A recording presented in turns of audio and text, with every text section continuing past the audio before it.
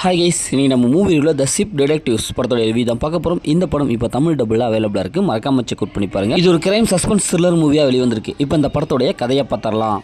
படத்துடைய ஹீரோ ஆடு மேய்ச்சிட்டு இருக்காங்க. நிறைய ஆட்டுக்குட்டியில் வாங்கி ஒரு ஆட்டு பண்ணை வச்சுருக்காங்க. அவங்களோட லைஃப் அப்படியே ஜாலியாக போயிட்டுருக்கு.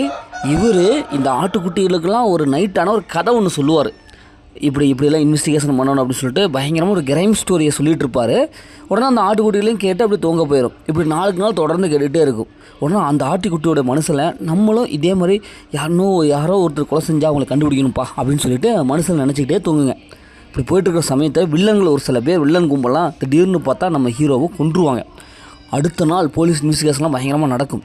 உடனே ஆட்டுக்குட்டியோட மனசில் இவங்களாம் எங்கேயா கண்டுபிடிக்க நினச்சிட்டு இருக்கோம். அதுக்கப்புறம் ஆடுகள்லாம் ஒன்று சேர்ந்து மீட்டிங் போடும். எப்படியாவது நம்ம முதலாளியை கொண்டவங்களை எப்படியாவது கண்டுபிடிக்கணும்னு சொல்லிட்டு ஆடுகளே இன்வெஸ்டிகேஷனில் இறங்க ஆரம்பிக்கும். அப்படி இன்வெஸ்டிகேஷனில் இறங்கி எப்படி வில்லன் டீம் ஆடுகள் கண்டுபிடிக்குது, இறுதியில் என்னாச்சு அப்படிங்கிறதா இந்த படத்துடைய கதை. படத்துடைய பாசிட்டிவ்னு பார்த்தாவே அதில் நடித்த எல்லாமே சூப்பராக பர்ஃபார்ம் பண்ணியிருக்காங்க. குறிப்பாக ஒரு ஆட்டுக்குட்டியை ஆடுலாம் வச்சு இது மாதிரி ஒரு கதை சொல்லியிருக்காங்க. அது நல்லாவே வந்திருக்கு.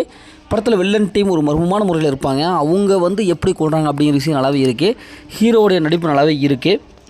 இன்வெஸ்டிகேஷன் போர்ஷன்லாம் நல்லாவே இருக்குது. ஒரு ஆடு போய் இன்வெஸ்டிகேஷன் பண்ணுதுப்பா அப்படிங்கிற மாதிரி சூப்பராக காமிச்சிருக்காங்க. அது நல்லாவே இருக்குது. படத்துடைய பிஜிஎம் பொறுத்தவரை நல்லா இருக்குது. அதேமாதிரி சினிமோட சூப்பரான விஷயப்பட்ட காமிச்சிருக்காங்க. இப்போ இந்த படத்துடைய மைனஸ்ன்னு பார்த்தாவே செகண்ட் ஹாஃபில் அந்தளவுக்கு இல்லைங்க. இது குட்டீஸ்க்கான படமாக போயிடுச்சு. பெரியவங்களுக்கு பிடிக்குமா அப்படிங்கிறது கொஞ்சம் அதிகமாக தான் இருக்குது. ஏன்னா இன்னும் கொஞ்சம் ட்விஸ்டெல்லாம் கொடுத்து கொஞ்சம் ப்ரிடிக்டபிள் இல்லாத சீன்ஸ்லாம் செகண்ட் ஹாஃபில் கொடுத்துருக்கலாம். குறிப்பாக அந்த கிராஃபிக்ஸ் அந்தளவுக்கு இல்லை. ஆடுகளை வச்சு ஆட்டுக்குட்டியெல்லாம் வச்சு கிராஃபிக்ஸ் பண்ணியிருக்காங்க. அது அந்தளவுக்கு ஒர்க் அவுட் ஆகலை. இன்னும் கொஞ்சம் அதிக செலவில் கிராஃபிக்ஸ் பண்ணியிருந்தாங்கன்னா படம் நல்லாவே வந்திருக்கும். படத்துடைய கிளைமேக்ஸ் அந்தளவுக்கு இல்லை.